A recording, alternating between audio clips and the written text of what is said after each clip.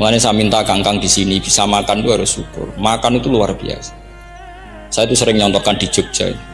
Saya punya teman sakit. Kalau nggak ada obat dari Belanda itu mati. Kalau ini nggak dapat obat bagus dari Belanda atau dari Jerman itu meninggal. Berapa bulan lagi matinya? 3 bulan. Kalau nggak sampai dapat obat mati 3 bulan. Oh masih mandi obat yang di Jogja, apa itu makan atau minum? Kalau orang tidak minum tidak sampai 3 bulan sudah mati. Boy, orang itu mikir seperti itu. Tapi kita ini kalau obat dari Jerman, dari Belanda itu hebat. Kalau enggak kita mati sebulan lagi, 3 bulan lagi. Allah bikin obat pada kita tiap hari, yaitu kita bisa makan, bisa minum. Itu kalau sekali nggak makan 5 hari bisa mati sama. Tapi kita karena ngakan itu hal yang biasa, nak duit iso utang terus dianggap biasa. Ini kalau ulama masalah besar. Punya otak seburuk itu tuh masalah besar bagi ulama. Sehingga Allah tidak malu ketika ngendikan kulu wasrobu, tidak malu karena makan ini urgen, sangat penting. Dan Allah tidak malu meskipun Quran itu temanya kelas tinggi, biasa Allah mengatakan jong kowe iku kulu min thayyibati ma razaqnakum, kamu makanlah. Karena minum obat itu kebutuhan kita ketika sakit. Tapi kalau makan adalah kebutuhan kita sihatan wasukman, saat sakit maupun saat sehat.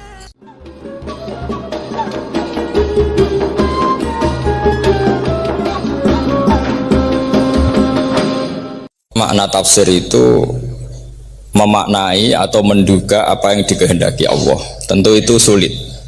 Satu, bahwa faktanya kita sudah tidak bisa komunikasi dengan Allah karena tidak ada wahyu lagi. Sehingga dari kehati-hatian ini pernah suatu saat Abu Bakar ditanya, ma makna abban fi qaulihi ta'ala wa fakihata wa abba. Beliau menjawab, saya tidak lagi pantas hidup di atas bumi, di bawah naungan langit, jika saya mengatakan naqulu fil Quran, jika saya harus berpendapat tentang Quran apa yang tidak saya ketahui.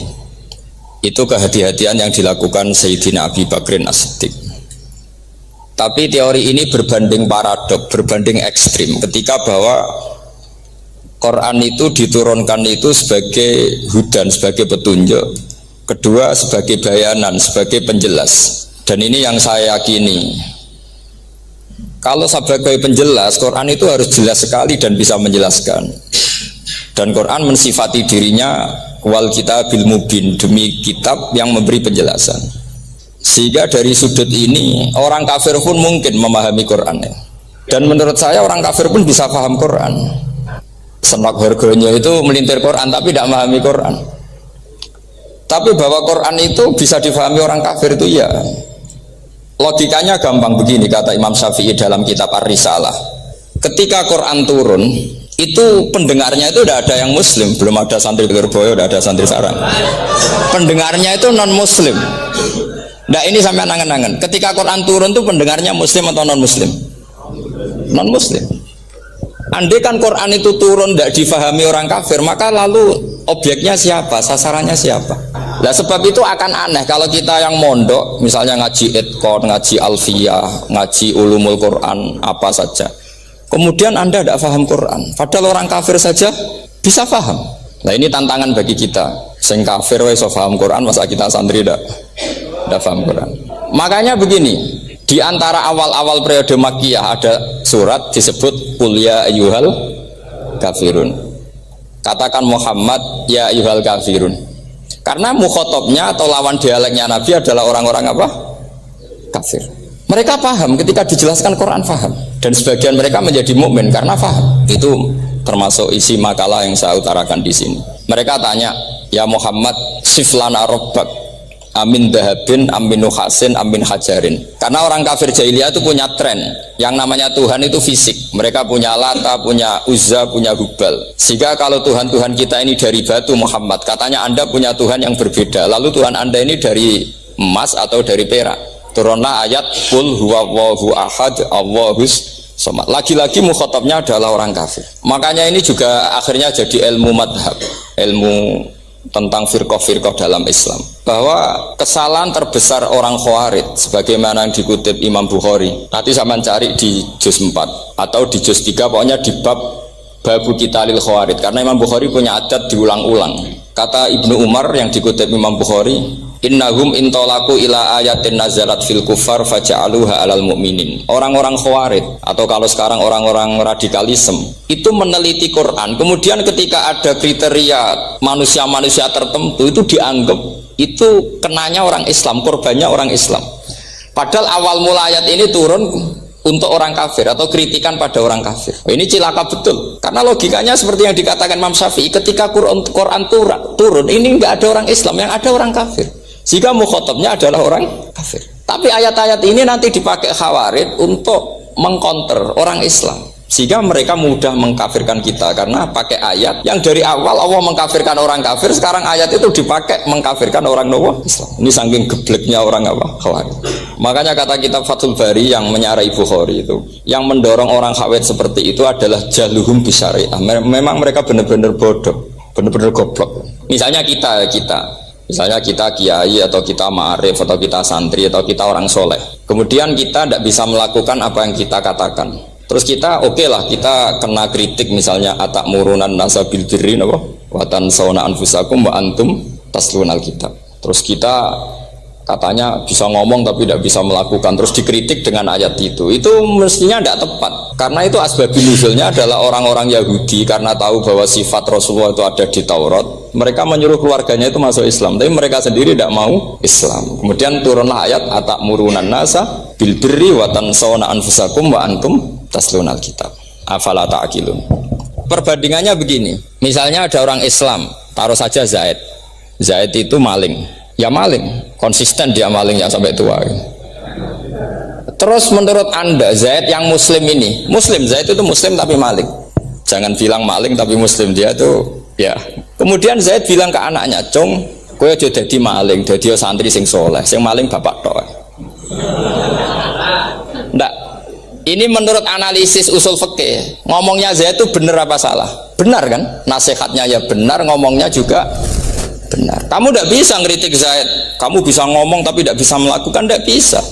Fa'innal amro bil ma'ruf wajib, wal qawla bil ma'ruf ya wajib, wal qawla bil haqqi ya wajib. Jadi itu hal yang berbeda.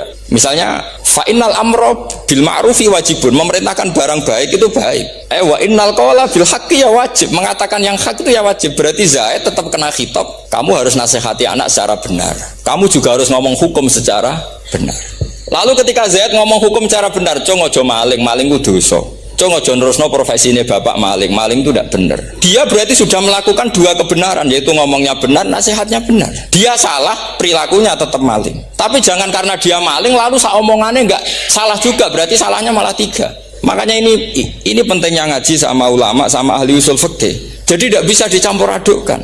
Zaid gagal dalam perilaku, tapi jangan gagal lagi di nasihat. Nanti kalau dia tidak nasihati, maka anaknya terus maling. Alasannya niru bapaknya. Karena bapaknya kalau mau nasihati nanti disemprit sama santri-santri. "Pak, sampean ra oleh nasihati anake ra usah maling, sampean dhewe maling." Oh, tidak bisa cara usul fikih. Itu malah yudroku kulluh, la yudroku napa? Kulluh, atau bahasa populernya al-maisur la yasqutu bil maksur. Misalnya kita sebagai kiai hanya bisa takrib, hanya bisa jurumiyah, apa muda Fathul Mu'in cik abote bulet, maknanya bulet. Kamu tidak boleh ngomong gini, "Cung, kowe sebagai muridku kudu nurut aku, nak gurumu goblok tok takrib, kowe tok takrib wae." Gak oleh ngelangkai guru, gak sopan gitu misalnya gitu. Gak boleh gitu. Tetap kita ngomong, "Cung, kowe aja koyo aku, kowe kudu alim Fathul Mu'in, alim Fathul Wahab." Sama tidak bisa protes, Pak Guru sendiri tidak bisa. Kebenaran tetap sebagai kebenaran, meskipun kita tidak kuat melakukan atau tidak bisa melakukan. Lagi-lagi ayat itu sebenarnya ada untuk kita, untuk orang Yahudi, atak murunan nasa bil birri wa tansawna anfusakum wa antum taslunal kitab. Sebab itu istidlal dengan Quran itu memang resikonya tinggi kalau tidak bagi mutabakhir, karena ya itu tadi. Ini harus ada pengetahuan yang luas tentang asbabun nuzul, tentang kriteria. Nah, kalau terpaksa, saya katakan terpaksa, kalau terpaksa kita itibar itu boleh, tapi itu terpaksa. Bahwa Allah mengkritik orang yang bisa ngomong tapi tidak bisa melakukan. Tapi itu secara usul fikih itu runyam. Teori ini runyam sekali, fatal. Sampai lihat tuh di kitab Bajuri atau di kitab-kitab fikih yang lain. Ketika Shahibul Burdah atau Sahibul Bur'ah itu yang Imam Busiri itu, Muhammad bin Busiri. Ini salah nama tapi kadung populer. Jadi sebetulnya Imam Busiri itu Sahibul Bur'ah, bukan Sahibul Burda, tapi kadung terkenal Burda, kita ikut-ikutan apa? Burda. Imam Busiri itu ngeluh, saya ini orang yang banyak kesalahan. Di antara salah saya adalah saya bisa ngomong tapi tidak bisa melakukan. Yaitu saya ngomong misalnya orang supaya tahajud, saya tidak tahajud. Saya ngomong orang supaya sholat sunat, saya tidak pernah sholat sunat. Itu sarahnya itu yang menyarai itu kan Imam Bajuri itu yang sarah Burda. Itu mengkritik begini.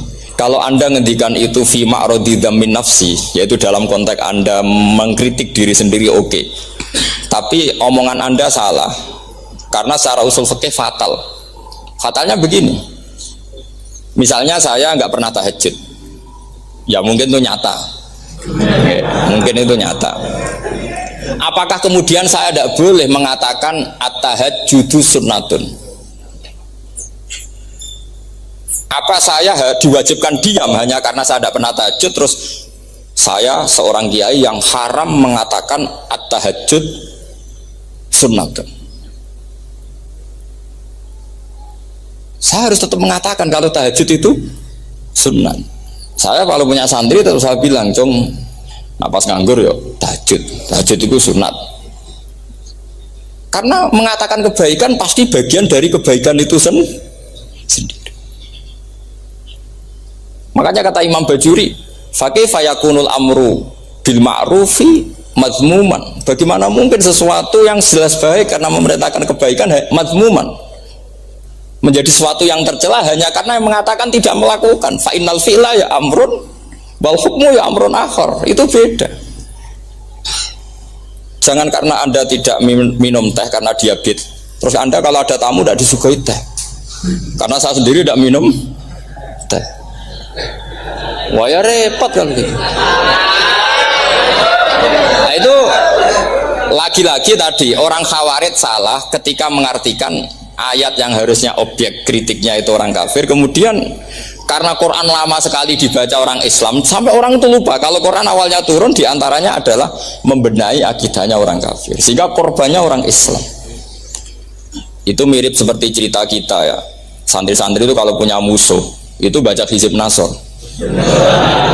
Dulu pengarang Hizib Nasr itu musuhnya orang fasik, sehingga dihizib. Santri ora duwe musuh wong fasik, duwene kancane dhewe, akhirnya kancane yang kena hizib.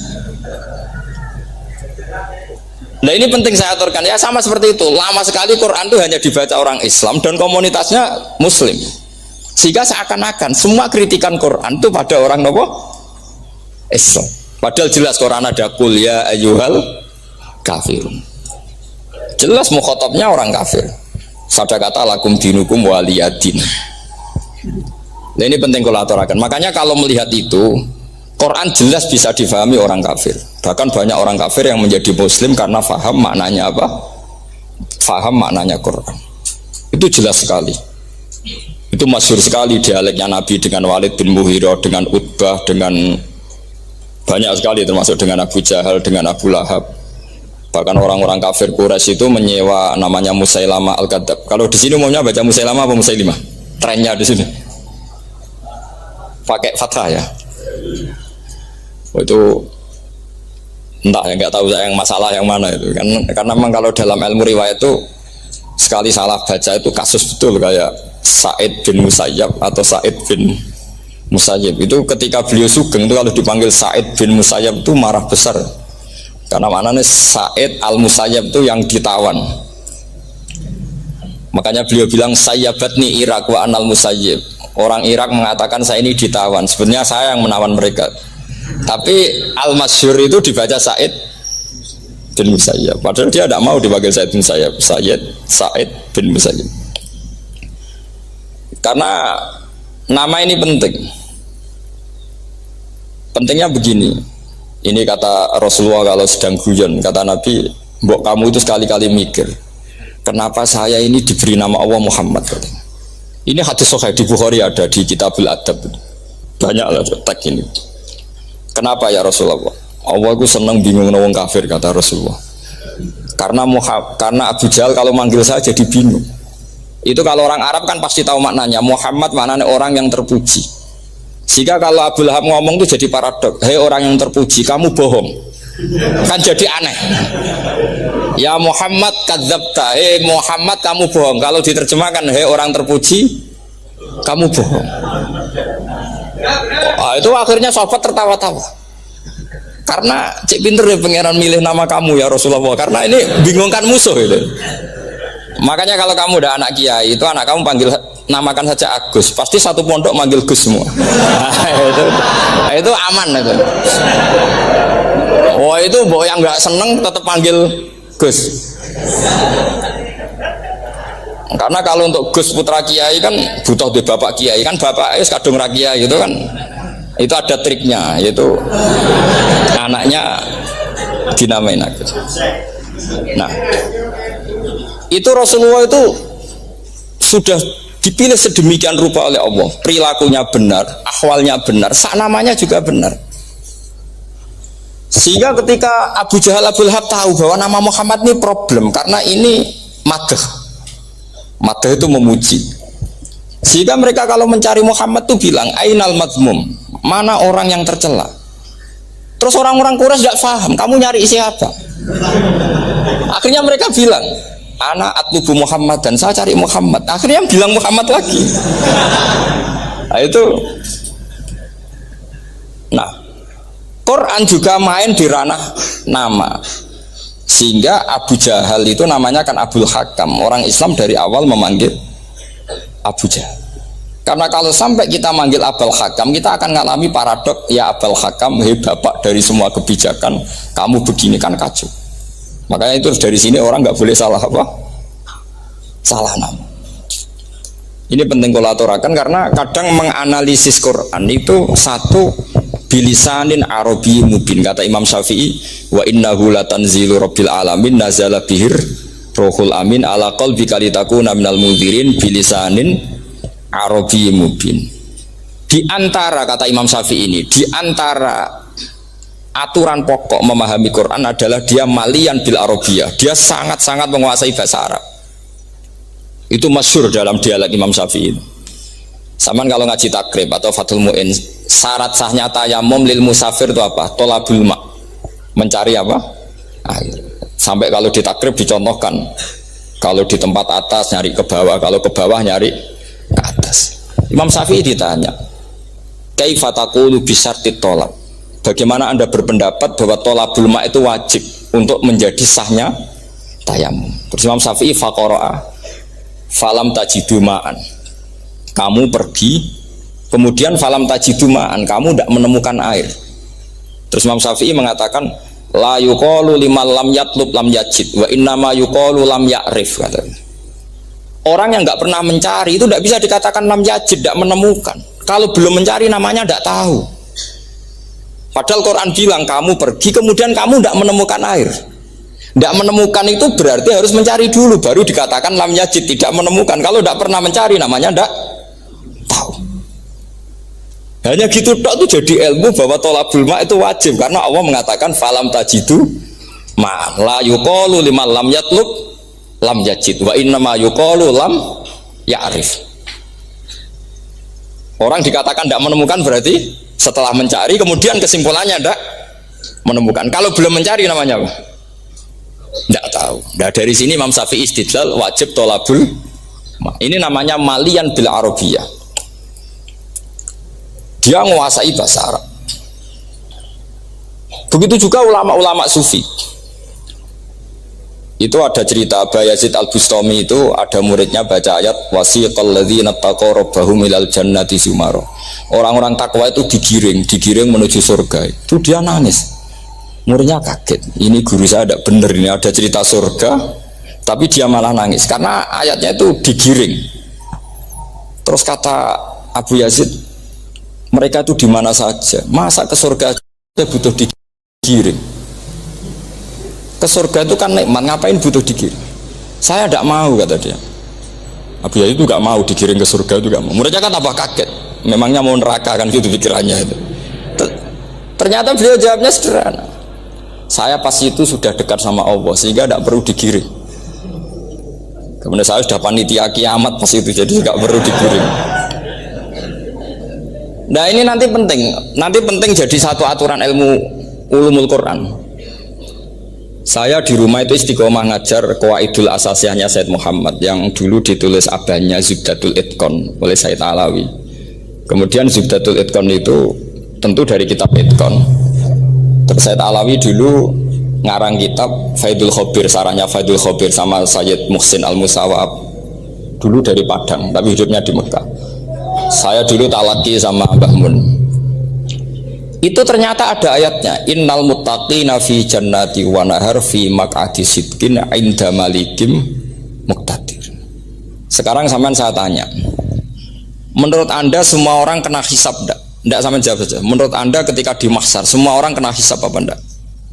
Pasti kita menjawab iya. Tapi kata Said Muhammad, itu keliru. Enggak kebayang orang seperti Nabi kena hisab. Pasti yang kena hisab itu orang-orang yang enggak jelas.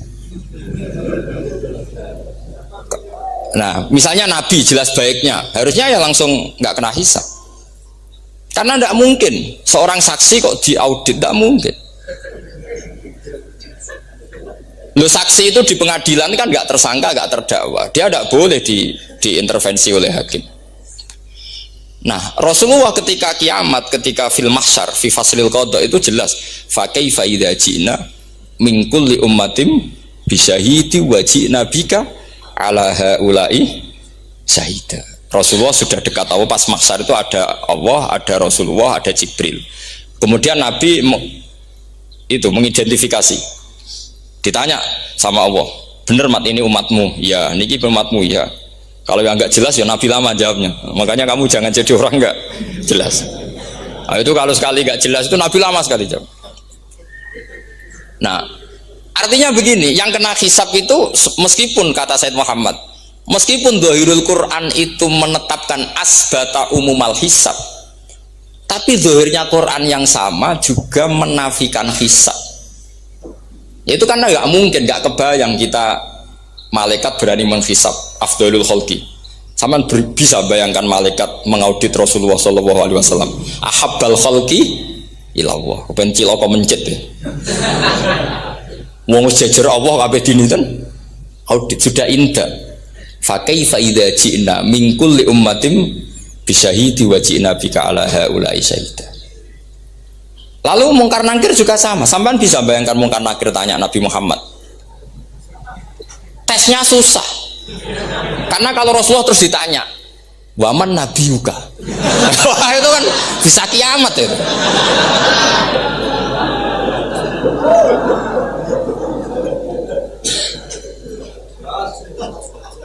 Faham ya? Makanya kata Said Muhammad, ini kan teman-teman tanya, piye carane alim tafsirnya saja, sarannya satu hafal Quran, dua hafal Sahih Muslim, tiga semua orang sudah mati, tinggal kamu yang alim. Itu mesti aman itu.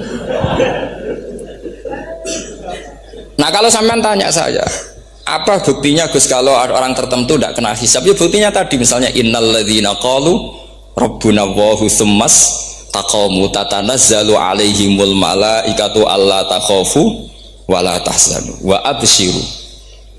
Mungkar nakir adalah malaikat penakut membawa ketakutan. Sementara para wali ini jelas malaikat kena konstitusi, malaikat harus mengatakan ke para wali alla takhafu wala tahzanu. Padahal Nabi tentu sayyidul auli. Para wali saja malaikat kena aturan, kamu harus bilang alla takhafu wala tahzanu wa abshiru. Hei para wali, kamu jangan susah, jangan gentar, kamu harus gembira. Kamu bisa bayangkan misalnya mungkar nakir bawa godok, kata orang kalau dipukul jul sak walang-walang. Kemudian kamu bayangkan si Abdul Qadir ngalami itu, Abdul Hasan Asadali ngalami itu, Abu Yazid Al Bustami. Kalau itu ngalami gitu semua, ngapain kita jadikan mursyid? Kan sama nasibnya dengan kita. Nah, Zahirul Quran mengatakan asbatal hisabah, tapi Zahirul Quran di ayat yang lain lam yusbit al hisabah.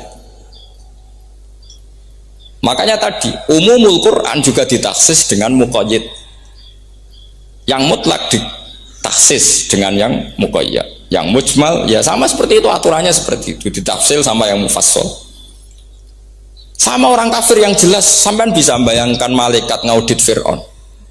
cek kurang penggaweane. Wis jelas eleke kok di audit. Misalnya Abu Lahab di audit, oh malaikatnya celaka mencet. Berarti dia nggak percaya sama pernyataan Tuhan tabat yada Abi Lahab.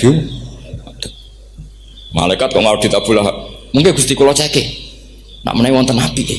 Lho ki ora tau ngaji Quran tapi wong ayate tabat yada kok cek dicek.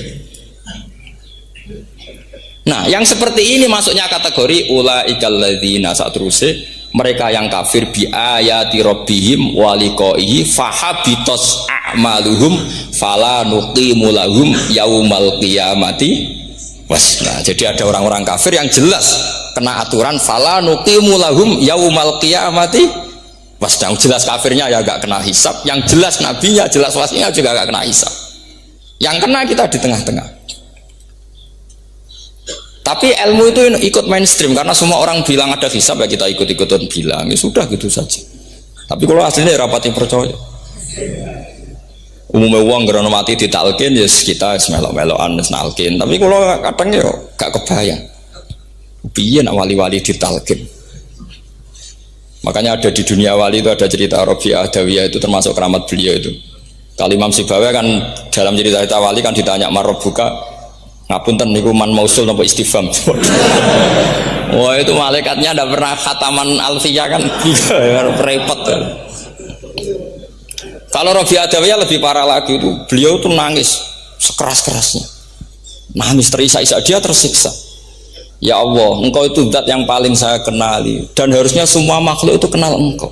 Tapi ini hamba engkau tanya engkau itu siapa? Itu kan ini orang aneh kata gitu. Karena Allah itu adharudz dzahir kata sampai Imam Sibawi silakan a'raful ma'arif. Jadi wong ora ora wis geblek tenan dari Imam Sibawi.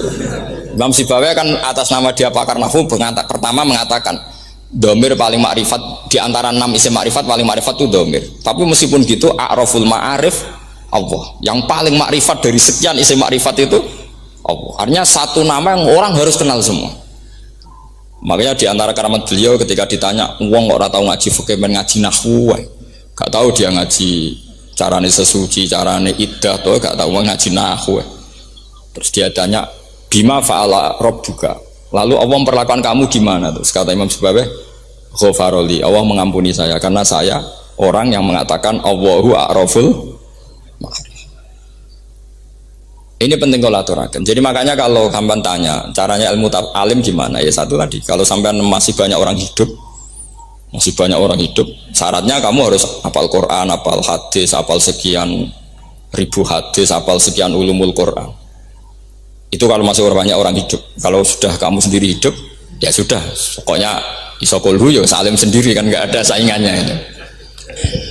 Makanya kata Said Muhammad, beliau mengatakan kita meyakini umum al-hisab ya berdasar zahiril Quran, kita menafikan umum al-hisab bahwa hisab hanya yahtassul liqaumin duna qaumin juga berdasar zahiril Quran. Kita percaya semua mayat ditanya mungkar nangkir ya berdasar zahiril ahadis.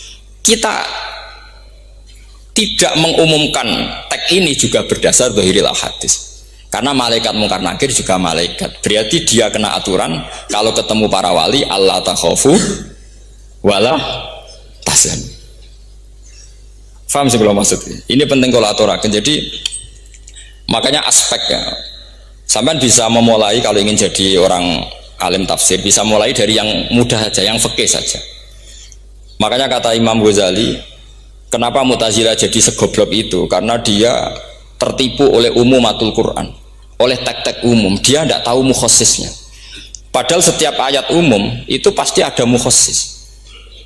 Misalnya begini ya, kalau kamu maknanya fikih saja, contoh yang paling mudah familiar itu fikih ya. Misalnya kita ngaji Quran, wal mutallaqatu yatarabbasna bi anfusihinna salasata quru. Kalau orang dicerai, itu iddahnya itu 3 kali masa nopo suci. Apakah aturan iddah seperti ini hal hadhil iddah amatun likulli mutallaqatin am li mutallaqatin makhsusah? Apa ini semua mutallaqah iddahnya pasti salah satu quru apa orang tertentu? Ya enggak, asal dia mutallaqah pasti iddahnya salah satu quru. Anda goblok, Anda salah besar. Kalau misalnya yang dicerai adalah orang hamil, idahnya apa? Salah satu quru apa watil hamli? Watil hamli. Kita butuh ayat lain, wa ulatul ahmali ajaluhunna ayyadna hamlahu. Sama seperti kita ngaji walladzina yatawaffawna minkum wa yadharuna azwajan yatarabbasna bi anfusina arba'ata asyhurin wa asyra. Asal wanita ditinggal mati suaminya, maka idahnya 4 bulan 10. Apa semuanya demikian? Enggak. Misalnya orang hamil idahnya biwatil hamil. Artinya kalau Anda tertipu umumatil Quran, berarti Anda sama dengan menghukumi orang ditolak semua idahnya salah satu guru. Sama misalnya orang sekarang dalil-dalil wa may yatawallahum minkum fa innahu minhum. Kalau berkawan orang kafir, maka dia menjadi kafir. Itu kan fatal. Semua nabi berkawan orang kafir. Karena dakwahnya memang sama orang kafir. Lo coba, andai kan sampean hafal Quran, itu sama teori itu tuh mungkin menyedihkan. Coba istilahnya Quran, wadhkur akho'at wa ila adin akhawum huda wa ila samuda akhawum. Terus semua umatnya yang kafir disebut akhawum. Akhaw itu artinya apa? Saudara. Mereka yang berkawan sama orang kafir. Makanya butuh analisis fikih untuk maknani wa may yatawallahu minkum fa innahu. Setelah dianalisis fikih, ternyata semua nabi diistilahkan wa ila madyan akhahum syuaiba wa ila adin akhahum huda. Akhaw itu artinya apa? Saudara. Kalau sampean tanya, lalu logikanya gimana? Kata kitab-kitab kan wa in kana dasarin fajanibhu suratan. Kalau ada teman buruk jauhi, kalau teman baik temani. Kalau cara usul fikih gampang. Kancanan maling dosa, wong kok kancane maling. Tapi nak dakwai maling. Apik kan?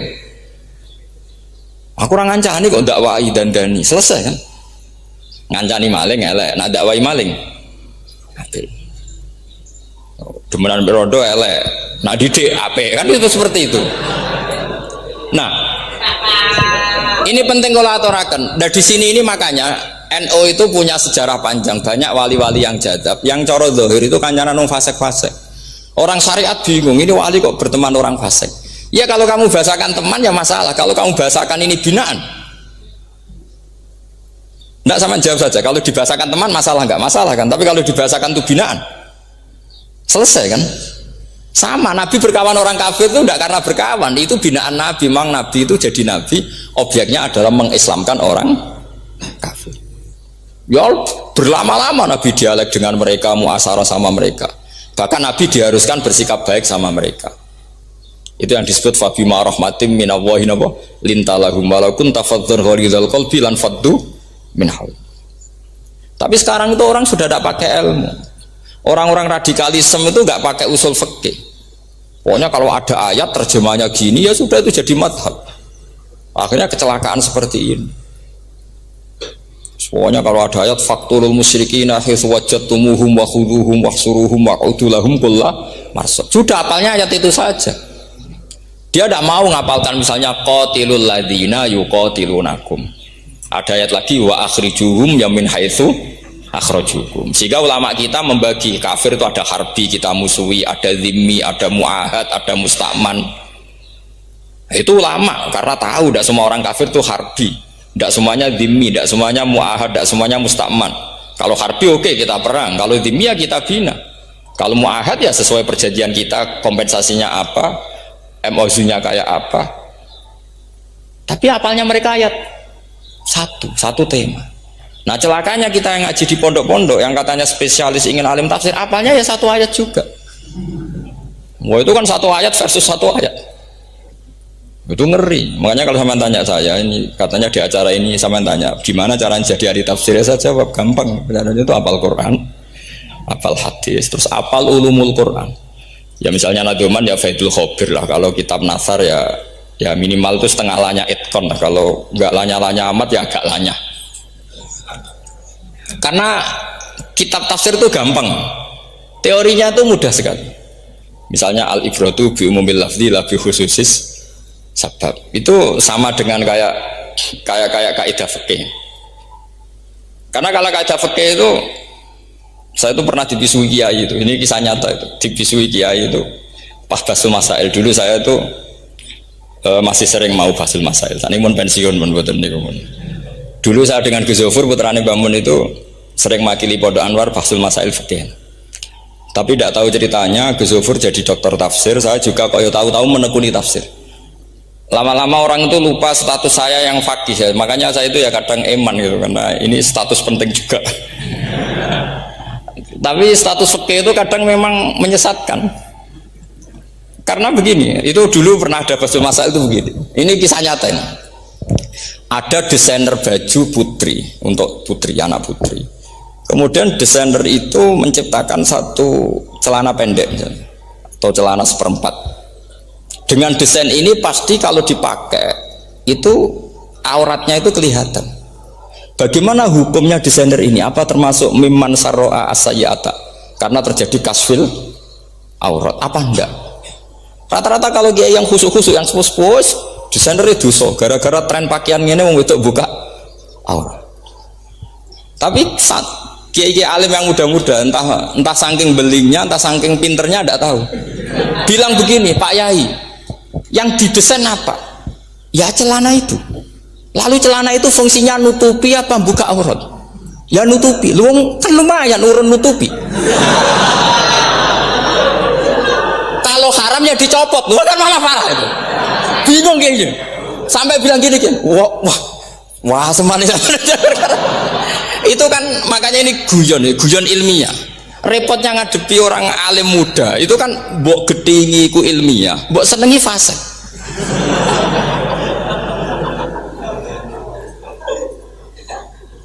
Ketika kiai yang khusyuk tadi tak tanya, kalau desainer katok seprapat,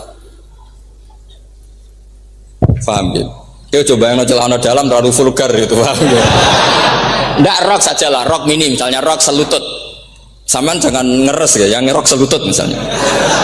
Rok selutut itu desainernya kena hukum haram enggak? Sampean jawab saja. Oh haram dari kiai sepuh karena dengan desain itu misalnya lututnya kelihatan.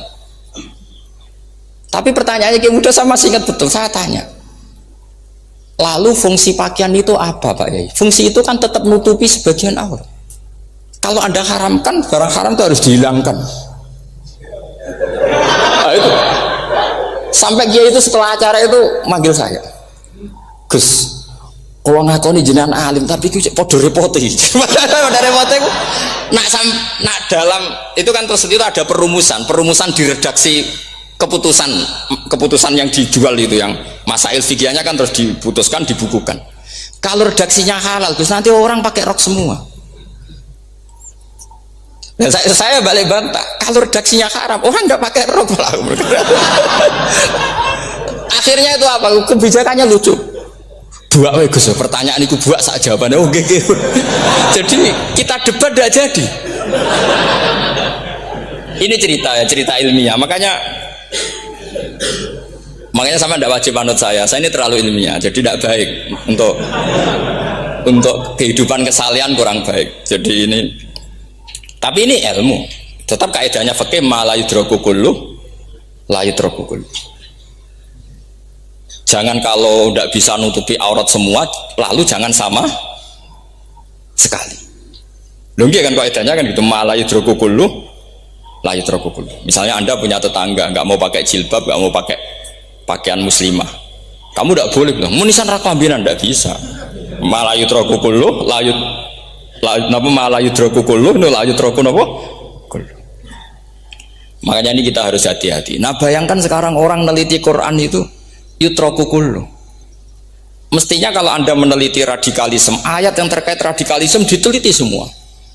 Ternyata di surat Taubat yang disebut suratus Saif yang bahkan haram baca bismillah itu ada ayat wa in ahadum minal musyrikin astajaroka fa'ajirhu hatta yasma'a kalam Allah summa ablighu makmana. Muhammad kalau ada orang kafir mau belajar Quran sama kamu ya harus kamu pelajari hatta yasma'a kalam Allah. Setelah mereka mau belajar ya ablighu makmana summa ablighu makmana, kamu harus menjamin keamanan dia. Itu di surat Taubat termasuk akhiru suratin nazalat, gak mungkin terjadi mansuh. Tapi orang-orang ekstremis selalu pakai faqtulul musyrikin haitsu, apalan itu terus. Yang orang liberal yang menapa nih la ikraha fiddin. Ya sudah seperti itu. Sing orang-orang ora tegas ora tau nahi mungkar, ya ma arsalna ka ila rahmatal lil alamin. Ngono terus. Yang kelompok tukang nahi mungkar ya ayatnya amen nahi mungkar. Saya tuh heran, kenapa mereka punya masalah dengan hafalan kayaknya. Kenapa sih? Hafalannya kok pedot itu. Kita yang hafal semua bingung jadi. Jadi akhirnya kita yang pinter anut sing goblok karena saya tuh pernah lo debat sama orang salaf, debat gitu. Setelah saya mengutarakan sekian hadis, ada tuh Pak hadis tuh, waduh. Harusnya kamu ngaji saya, ada debat-debat tuh yang level. Kalau nggak level tuh nggak boleh kata itu. Kamu itu kan ngeri. Makanya ini penting ya, kalau sampean tanya ingin jadi alim tafsir ya harus hafal Quran semua. Nah, kalau tidak mungkin yang nunggu orang semua mati baru Anda jadi ahli tafsir, karena tidak ada musuhnya. Tapi saya pastikan orang kafir pun bisa memahami Quran, yaitu tadi hatta yasma'a kalam Allah. Sayyidina Umar itu masuk Islam tuh gara-gara dengar adiknya baca Toha, ma anzalna alikal qur'ana litasqa illa tadhkiratal liman yakhsha tanzilam mimman khalaqal arda was samawati ula ar-rahmanu alal arsis tawa. Itu dia ma huwa bikalamil basar, tidak mungkin seperti ini karangan manusia, itu tidak mungkin. Akhirnya dia Islam. Banyak orang Islam karena diperdengarkan Quran, karena memang notnya sudah unik, makna kualitasnya juga sudah unik, semuanya itu unik, indah. Sampai sekarang pun orang kafir itu orang paling tahu Quran. Makanya Allah mensifati orang kafir itu hasadam min indi anfusihim mim ba'di ma tabayyana lahumul haq. Sekarang sama saya tanya, orang sing tabayyana lahumul haq itu orang paham apa orang tidak paham? Mereka orang kafir itu mengingkari Quran, padahal mim ba'di ma tabayyana lahumul haq, setelah kebenaran nyata bagi mereka. Nyata bagi mereka artinya orang kafir paham apa tidak paham? Paham. Cuma mereka punya penyakit hasadam min intian. Mereka juga kalau ada ayat tentang ahkam yang memberatkan, mereka bilang i'ti bi Qur'anin ghairi hada au badil. Muhammad harusnya jangan tema itu yang diangkat, buat cari Quran yang lain yang enggak tema itu. Mereka sampai memilih tema itu karena paham apa karena tidak paham? Karena paham. Makanya di makalah saya pastikan ngaji tafsir itu gampang, karena orang kafir pun bisa. Kalau kasus Ahok itu bukan paham itu melintir, beda. Paham sama melintir itu beda. Itu diterjemah kemenang tuh jangan mengangkat kawan orang Islam, bukan mengangkat pemimpin. Ya likanya kalau ngangkat teman saja tidak boleh, apalagi ngangkat pemimpin. Fatal mana berteman sama orang salah sama ngangkat. Saman kancanan maling itu apik nak menawa nang andani terus ngangkat, "Hei maling ke pimpinanku." Parah mana? Parah mana? Artinya sama saja ketika diterjemah jangan ngangkat teman. Sebetulnya ngangkat pemimpin lebih fatal. Itu kan mafhum awlawiyah, itu kan normal saja. Itu di Quran biasa, misalnya innalladzina ya'kuluna amwalal yatama dzulman. Orang yang makan hartanya anak yatim secara zalim. Kamu bilang, "Gus saya tidak makan kok, sepeda motornya tak gasap, tak jual." Yang diharamkan kan makan. Wah, ya sarap kalau gitu. Maknanya begini, memakan harta anak yatim artinya ifsad. Ifsad itu merusak. Nak ngono ikhraq, membakar atau mencuri sama dengan makan. Bal asad, malah kan lebih apa? Lebih apa? Dasar. Jadi yakuluna di situ tuh ba'dul amsilah, sebagian contoh min wujuhil ifsad atau min wujuhil ihlak. Jangan kok karena ayatnya makan, oh yang haram tuh makan, kalau nyuri gak apa-apa. Waya fatat. Itu kan sama dengan santri geblek ketika ada kiai ini, "Cung, kowe mbek bojomu jogeman naboi." Suatu saat istrinya lapor lagi, "Pak Yai sekarang tidak naboi tapi nyadui." Karena naboi itu pakai tangan. Mereka pertama dilaporkan kiainya, "Pak Yai, suami saya itu sering memukulin saya pakai tangan gini. Cung jogeman naboi bojomu." Nggih Pak Yai, siap. Suatu saat istrinya lapor, "Pak, tetap benjut, kenapa? Kalau nak ini disadui." Mereka pikirannya sing haram nabok, nak nyaduk halal. Wah, itu kan ngajak goblok bareng. Nah masalahnya di usul fikih kasusnya seperti itu. Makanya saya ini kadang ya maliki sekali. Kadang saya itu maliki sekali. Kadang ya. Misalnya begini, saya beri contoh. Ini yang kisah nyata ya. Ada seorang Arabi datang ke Rasulullah. Ya, tadi kan teman-teman minta juga ilmu hadis ya. Ini satu paket saja.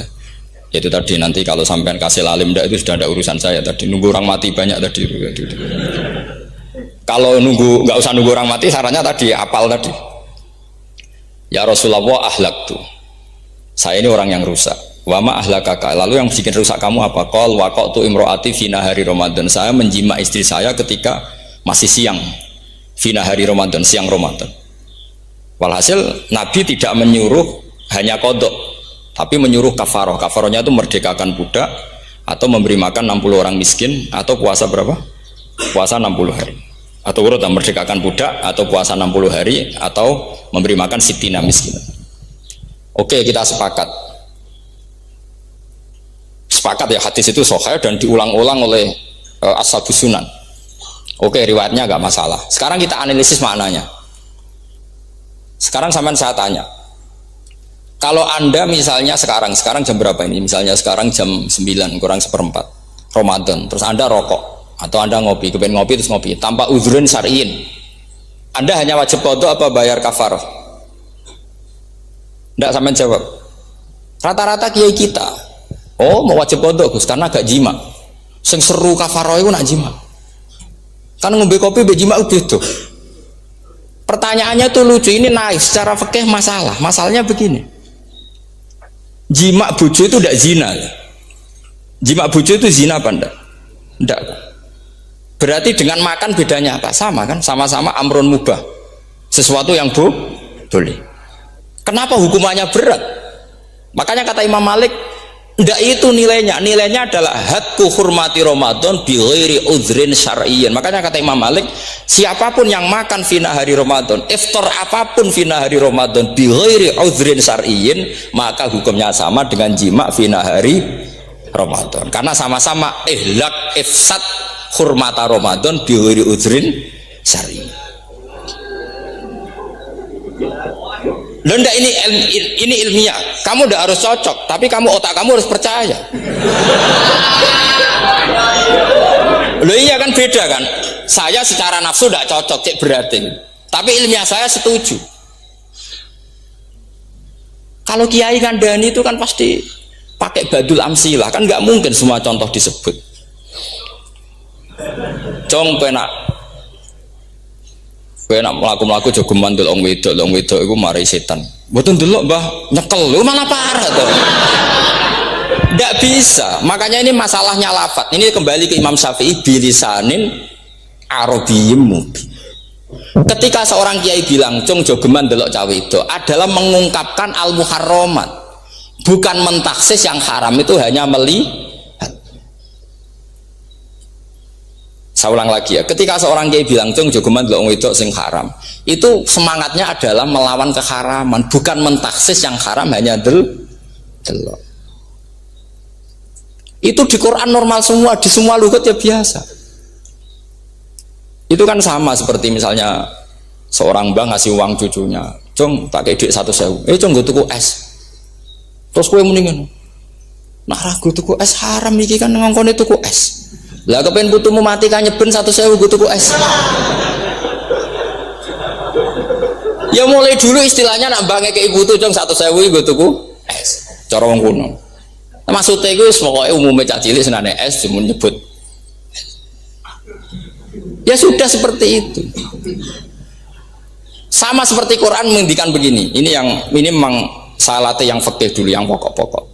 Di antara yang enggak boleh dikawin adalah wa antasma'u bainal ukhtaini illa ma qad salaf. Kamu enggak boleh menikahi Sri dan Zainab, kakak beradik. Sudah sepakat nggih? Fi nikahin wahid enggak boleh al jam'u bainal ukhtain. Jadi mbaknya kamu kawin, adiknya kamu kawin fi nikahin wahid. Tapi nak ngeduni boleh, berarti kan dengan waktu yang berbeda. Quran hanya menyebut itu. Kemudian Rasulullah zaman Sugeng itu hanya nambahi wala binal mar'ati wa ammatiha wala binal mar'ati wa kholatiha, juga agak boleh menikahi ponaan plus buliknya, baik bulik dari bapak yaitu ammah maupun bulik dari ibu disebut apa? Kholah. Kemudian ulama fikih merasa ada yang kurang, ditambahi lagi. Dua perempuan yang andekan yang satu itu lelaki kok haram nikah, berarti haram jam'u fi nikahin wahid. Misalnya cucu rabibahnya boleh enggak? Enggak boleh kan? Berarti kalau sampai mengumpulkan cucu dan bahnya fi nikahin wahid juga enggak boleh. Tapi orang yang waras itu tidak akan nyalahkan Quran ketika tidak lengkap. Wa antasma'u bainal ukhtaini ila ma qad sal, ini tidak lengkap. Yang haram kan tidak hanya jam'u bainal ukhtain, termasuk mengumpulkan cucu dan banyak. Karena Quran nggak mau dengan logika tidak waras itu, tidak mau. Taruh saja orang itu rata-rata bahnya kan umur 70 tahun, cucunya umur 17 tahun. Kebayang nggak kamu nikahi sehingga adik kan boleh bareng, pasti kamu milih bareng. Makanya Quran hanya bakas wa antasma'u final ukhtain, karena yang mungkin masih menggugah selera itu dua. Tapi kalau cucu sama mbahnya itu, kalau ada yang masih selera kan ya sarap tuh. Tapi fikih sebagai kaidah tetap menerangkan termasuk yang haram jam'u adalah bainal mar'ati wajab datiha. Paham juga maksudnya? Artinya ketika menyebut itu tidak jaminan merangkum semua hukum, tapi ba'dul amsilah. Fa'innal akila yaktafiya bi isyaratil ba'di, karena orang kalau punya akal diisyaroi sebagian sudah paham. Ini penting kalau aturakan. Jadi ini penting. Nah bayangkan sekarang banyak gerakan-gerakan ahli Quran katanya, tapi nggak memahami ilmu usul fikih. Quran ra ono ya wis. Nang Quran ra ono cerita harame asu, nak ngono asu ya halal. Ora ono Qurane. Sing ra ono iku tekem ora Quran iku aneh-aneh.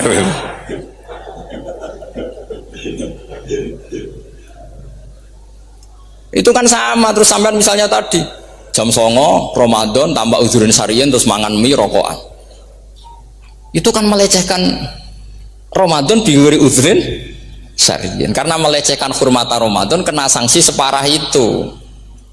Jangan kamu terus bilang tapi Nabi hanya bilang masalah jima final Ramadan. Jima istri itu hukumnya itu tidak zina, hukumnya itu mubah, sama dengan makan.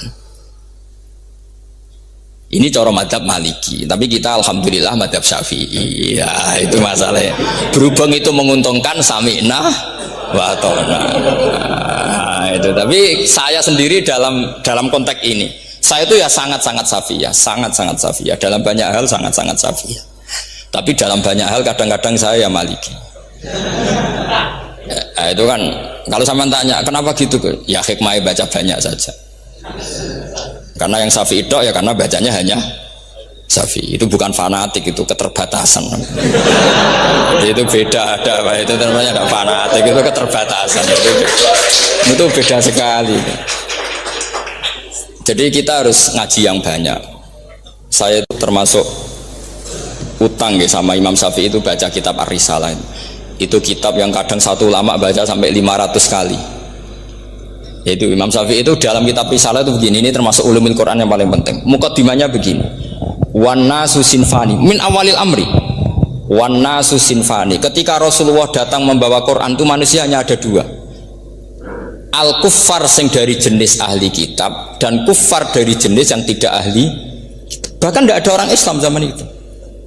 Pertama Nabi jadi Nabi itu adakah pendengar yang Muslim? Kan tidak ada, semuanya ahli kitab.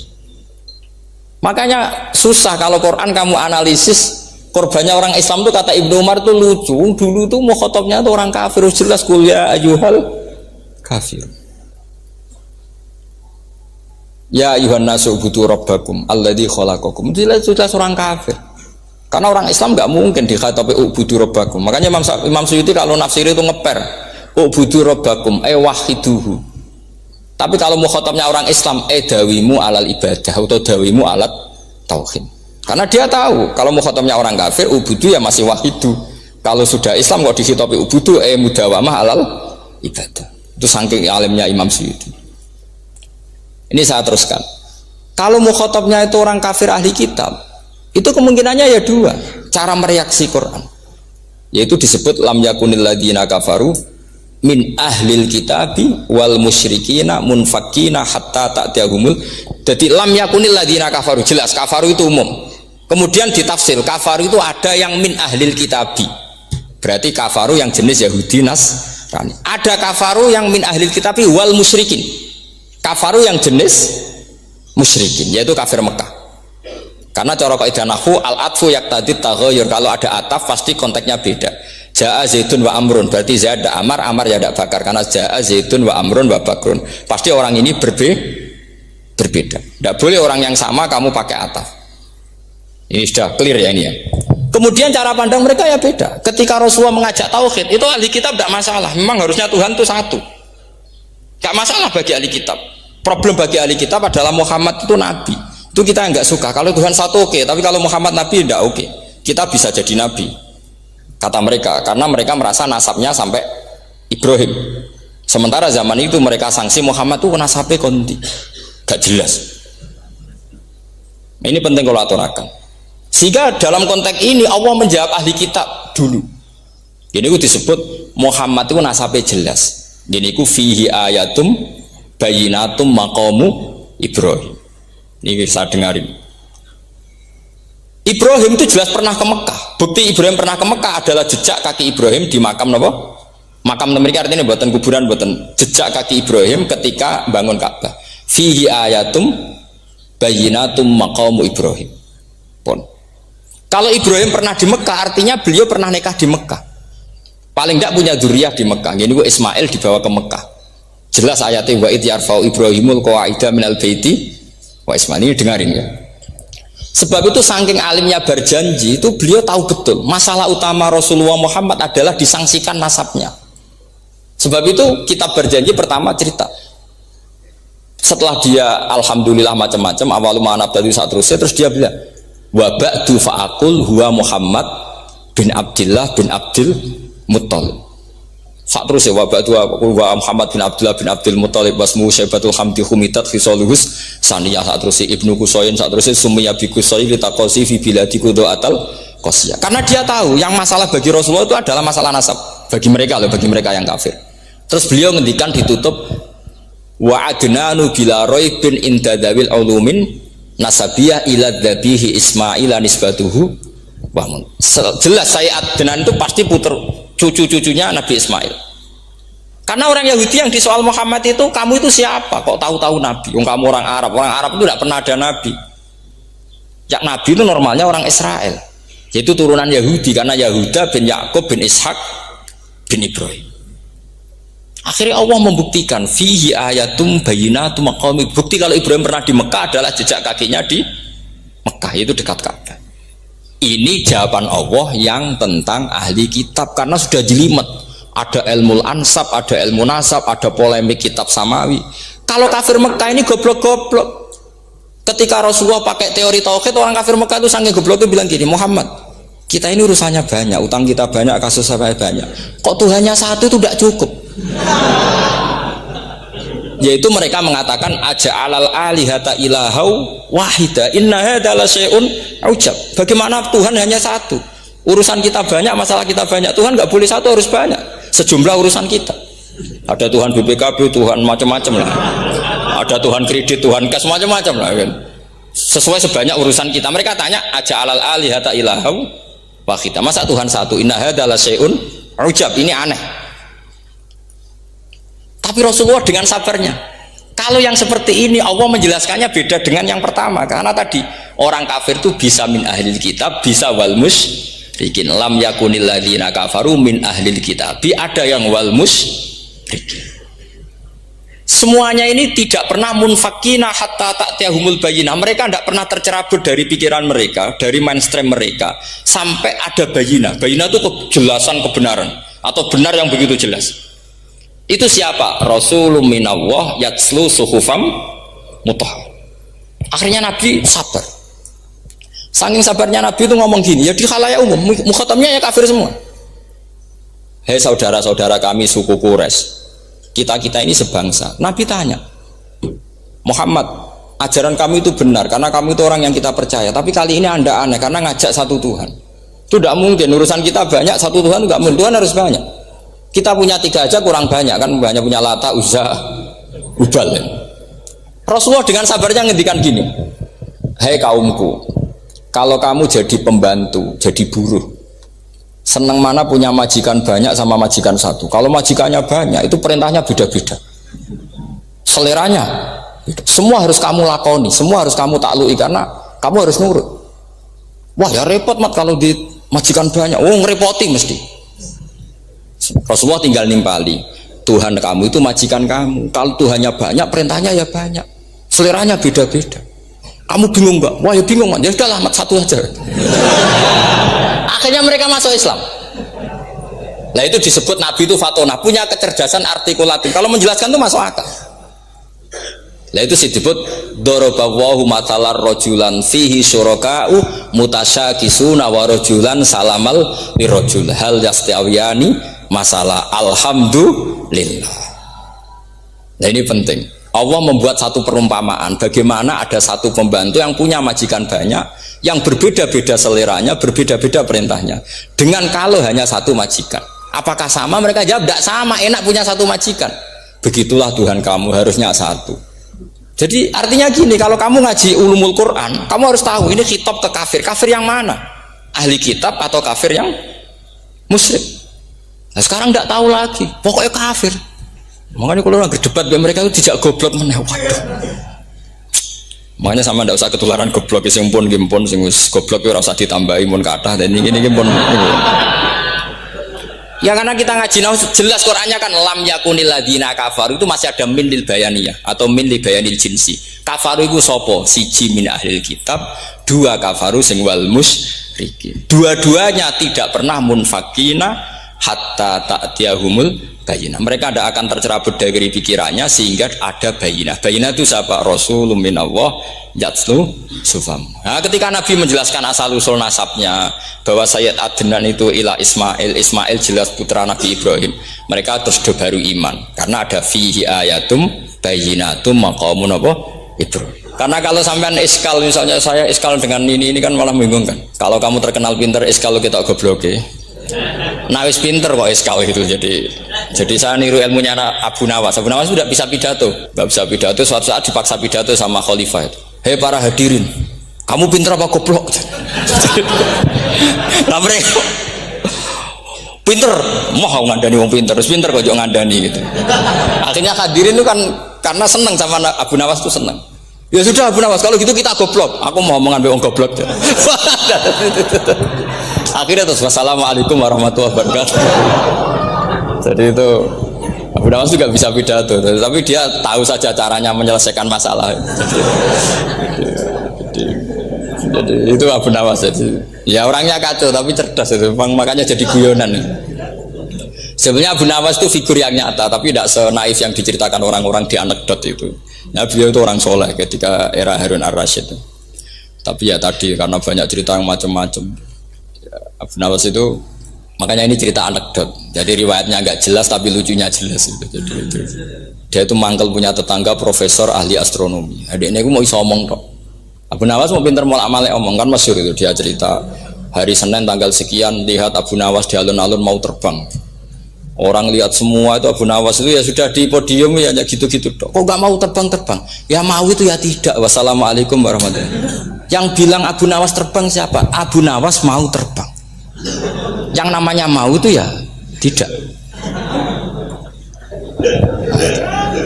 Pernah dia itu lomba sama Harun ar-Rasyid. Siapa paling banyak pengunjung rumahnya di alun-alun? Harun ar-Rasyid bikin khemah, dia bikin khemah. Tentu cerita ini bohong. Yakini ini bohong. Makanya ini bohong tenang. Makanya ini anekdot hanya guyonan.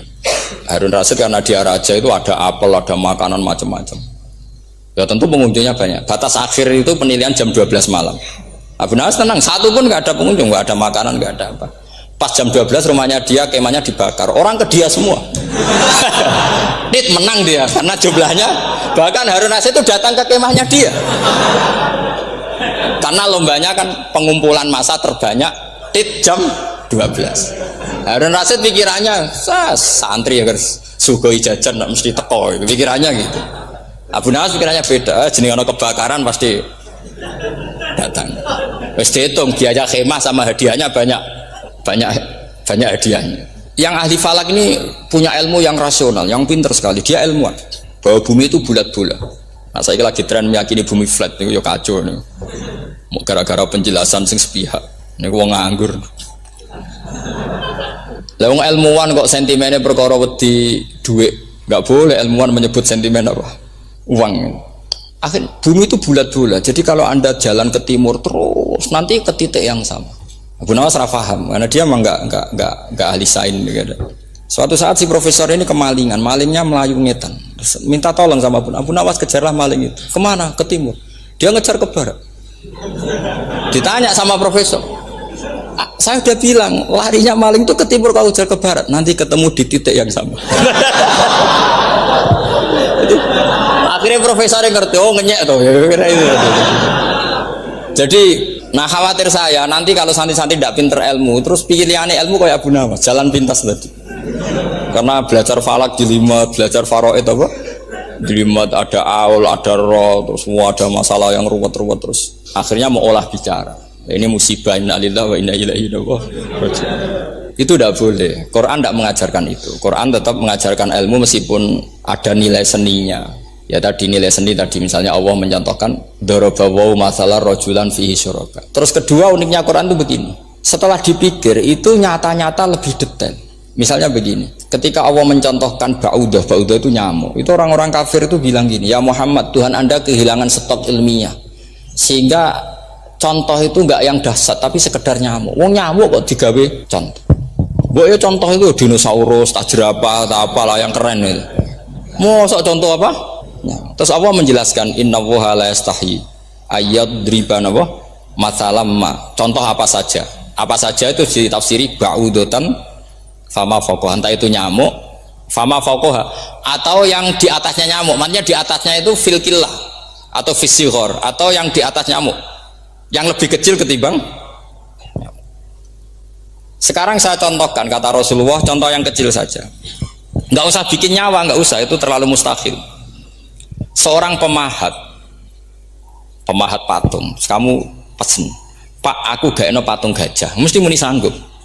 Tak muni, Pak gak eno patung gajah, ukurannya ya semestinya gajah, oke. Tapi Pak aku gak eno patung nyamuk, ukurannya ya sak nyamuk. Kira-kira sanggup apa enggak? Artinya ketika Allah gawe nyamuk itu lebih sulit ketimbang gawe gajah, apa lebih mudah? Lebih sulit. Karena nyamuk yang sudah kecil, dia punya alat kelamin terus seberapa juga?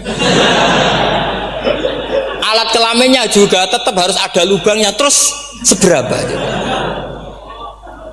Temen saya malah ada yang cangkem elek bilang gini, lalu ya punya kumannya seberapa? Nah ini pentingnya ngaji akal. Kamu jangan hanya bilang, wow dinosaurus, jerapah, seru nyamuk. Nah karena orang sudah ada itibar dengan nyamuk, didatangkanlah nyamuk banyak. Sebenarnya nyamuk banyak itu mergo mangkel, gak diperhatikan itu. Terus. Lah ini saya tahadus bin Imad, istri saya itu sering protes. Istri saya kalau manggil saya Gus karena orang Jawa Timur. Itu sama-sama jagongan itu, saya itu tidak pati sering digigit nyamuk, ya digigit tidak sesering sampean, itu jelasin. Terus saya tanya, Gus punya doa apa, kenapa tidak pati begitu digigit nyamuk? Saya bilang, karena saya sudah tahu hikmahnya nyamuk. Jadi harusnya dia sudah tidak nyerang saya, kata saya itu. Makanya ini ijazah, agak mandi salah sampean gitu. Karena tadi logika yang terbangun gitu. Kalau Allah bikin gajah, melubangi belalai gajah itu masih masuk akal. Bahkan saat kita bikin patung masih bisa. Tapi kata tadi nyamuk itu sudah kecil, harus punya usus, harus punya alat kelamin, harus punya telur. Telurnya juga detail lagi. Ini disebut innallaha la yastahyi ayyadriba mathalam ba'udah. Sehingga ba'udah di mata ahli tafsir, di mata ulama ini contoh yang luar biasa. Tapi di mata orang-orang yang nggak seneng mikir, kok terima nyamuk itu. Makanya saya minta kangkang di sini bisa makan itu harus syukur. Makan itu luar biasa. Saya itu sering nyontohkan di Jogja. Saya punya teman sakit. Kalau nggak ada obat dari Belanda itu mati. Kalau ini nggak dapat obat bagus dari Belanda atau dari Jerman itu meninggal. Berapa bulan lagi matinya? 3 bulan. Kalau nggak sampai dapat obat mati 3 bulan. Oh masih mandi obat yang di Jogja, apa itu makan atau minum? Kalau orang tidak minum tidak sampai 3 bulan sudah mati. Boy orang itu mikir seperti itu. Tapi kita ini kalau obat dari Jerman, dari Belanda itu hebat. Kalau enggak kita mati sebulan lagi, 3 bulan lagi. Allah bikin obat pada kita tiap hari, yaitu kita bisa makan, bisa minum. Itu kalau sekali nggak makan 5 hari bisa mati sama. Tapi kita karena ngakan tuh hal yang biasa, nak duit iso utang terus dianggap biasa. Ini kalau ulama masalah besar. Punya otak seburuk itu tuh masalah besar bagi ulama. Sehingga Allah tidak malu ketika ngendikan kulu wasrobu, tidak malu karena makan ini urgen, sangat penting. Dan Allah tidak malu meskipun Quran itu temanya kelas tinggi, biasa Allah mengatakan jong kowe iku kulu min thayyibati ma razaqnakum, kamu makanlah. Karena minum obat itu kebutuhan kita ketika sakit. Tapi kalau makan adalah kebutuhan kita sihatan wasukman, saat sakit maupun saat sehat. Nah, kalau Anda dengan kualitas ini, ketika Allah membicarakan makanan itu Anda akan respect sama Allah karena memang ini urgen betul. Tapi kalau Anda cara berpikir gini, hanya cari horo ibal ilmu yang aneh, yang seru, kamu baca ayat itu akan menjadi biasa-biasa saja. Dan itu masalah bagi mahabbah Anda pada Al-Quranul Karim. Ya, saya kira demikian. Assalamualaikum warahmatullahi wabarakatuh.